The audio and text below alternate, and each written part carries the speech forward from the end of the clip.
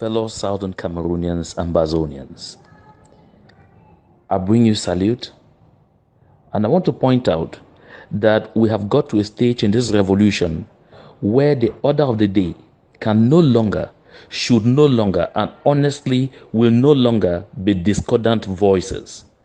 The majority of the people of Ambazonia are today aspiring to seeing their leaders come together in a form of collaboration which is honestly, sincerely, and very frankly agreed to, such that the people will have renewed confidence in the future of our struggle, so that the people will have renewed vigor and strength to push the struggle to the finish line. I must point out that in as much as we would like our leaders to hit their hands on the table, to put an end to some kind of cacophony that we might be seeing on the airwaves concerning this struggle, it is absolutely imperative for our leaders to measure their words. I say this because I listened to Comrade Chris Anu talk. I watched him on live video, and I listened to him again a while ago on audio. And I must confess that as a communicator, that piece of communication had a lot of reckless elements in it. And that piece of communication has the potential to send across mixed messages, has the potential to even confuse the image that a lot of people have about the interim government. I say this with a lot of with a heavy heart, because I consider that the kind of talks that should be coming out today should be talks that build synergy, and not those talks that widen or broaden the divide. Now, when Comrade Chris Anu says that the tactics currently being used on the field, the hit and run, the guerrilla warfare approach, is the worst thing that is being done by the young men that are putting their lives on the line on the field in Ambazonia daily to defend us, is the worst thing that is happening to this struggle. I say a very quick and big no. If the interim government believes that we need to change strategy, that we need to adopt a new approach, that we need to bolster the activities of those boys who with nothing, nothing completely, not even 1/100th of the resources that our interim government has been receiving, are doing what they are doing, are fighting relentlessly to keep the struggle alive, I think what they deserve is praise. What they deserve is encouragement. What they deserve is a pat on the back, and not insult, and not being reduced to cowards. I say so because on the eve of the 11th of February, I followed Comrade Chris Anu boast that the interim government was responsible for the abduction of the Dio of Batibo. That was within the framework of hit and run. If Batibo subdivision is taking all of the heat today, it is most especially because of the removal of the divisional officer of Batibo, and again another official still on the Batibo soil not long after. Now, to say that it is because the Ambazonian Defense Forces and all the other ground troops that have been fighting relentlessly to protect our people, to protect what is left of the struggle on the field, is what is bringing La République du Cameroun to burn our villages, to burn people alive, to loot property, to destroy our young people. This to me would be quite dishonest. Quite dishonest because we all know that La République du Cameroun started killing our people right in November. Yes, on the 21st. It was on the 21st of November 2016 that the killing started, and were exacerbated on the 8th of December 2016 when the CPDM wanted to forcefully organize a rally against the struggle in Bamenda. I'll also say that the carnage that the students of the University of Boya witnessed, that they went through in 2016, was not, we cannot say it was caused by these boys defending our territory right now.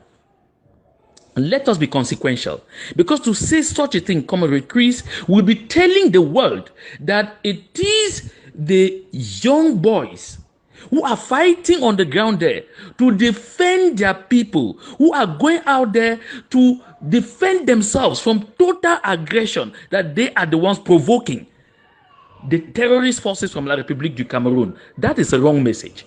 It is absolutely a wrong message to put across. Let us also note that the majority of the killing of our people took place on the 1st of October and even the days just following, 2017. The question may be asked here, who called people to go out on the 1st of October? Was it the AGC? Were they the Tigers of Ambazonia? Were they the ARA? Were they Sokadef? Were they these boys who are cropping up in Lebialem, in Manu, in everywhere, in Kupengwanenguba, to defend themselves from too much provocation, from too much extortion, from too much harassment, from too much killing and maiming? Is it because of these boys? Or are they the ones who called for people to go on the streets and be killed on that day and the days following? Let us stop this blame game. In as much as I will not want anyone to raise a finger against the governing council at the time or the interim government as at now for what happened on the 1st of October and even on the 22nd of September 2017, I think it will not be acceptable to get into finger pointing and naming groups that are doing their utmost best on the field as being responsible for what is happening to our people. And again, I believe that it is the time for all these leaders, those of the ARC and the interim government, to come together, have a frank discussion, have an honest talk, be very clear in their minds, put us, the people of Ambazonia, first, and come out with a collaboration platform that enables them to work in synergy, such that the next time we listen to any leader, it will not be coming to chastise the other, to throw banana peelings at the other, to ask that the other should be defunded. I did condemn the action of the leader of AGC, who said at one point that the website of the Ambazonian government was compromised. Although I condemned it, I said he should have said this directly to the interim government. But all the same, he didn't say it. It's possible he might have information to the effect that that site was compromised. If we find out that that information is not correct, I think it makes sense not to go out there and try at the same time to get even. Let us learn to build. The only spirit that will make us win will be that spirit that makes us understand that these banana peelings that we throw at each other will not help us.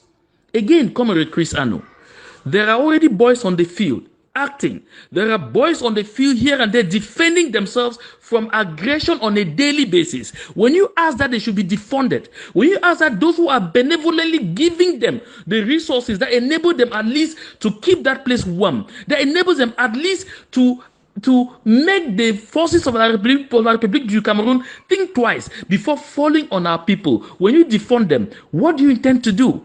That people should just allow themselves to be killed, to be slaughtered aimlessly while they wait until the day that the interim government and its affiliates raise $2 million? No. I think while we are thinking big ahead, it makes a lot of sense for us to reinforce what is on the ground, so that by the time we come, we're coming to change the game. We're not coming to begin from scratch. And when you condemn guerrilla tactics, I wonder if it is with $2 million that we are going to engage in a conventional warfare against La République du Cameroon. I can recall that the most powerful army in the world, the army of the United States of America, has lost just about 2 wars. And those wars were wars that engaged people in guerrilla warfare. My dear brothers and sisters, let us not get into the blame game. I'm not drawing the attention of Comrade Chris to this so that he should be condemned. Nor was I also thinking that he should condemn anyone. What I'm trying to say is, let us talk our leaders to understand that we, the people, want synergy. We, the people, do not want to be hearing discordant voices. We, the people, want harmony at the top. That harmony at the top will spur us to victory. And that is how we get that victory the fastest possible. It is my fervent wish that we all in our various corners urge our leaders to understand the need to hear the voices of the people. Else, before long, I suspect that our boys on Ground Zero would soon decide not to listen to anyone again in the diaspora and do things their own way. I wonder if that is what we really want to see. I wonder if that is going to be the best approach. My wish is, let us struggle to come together. Let us build bridges rather than burning them down. To God be the glory.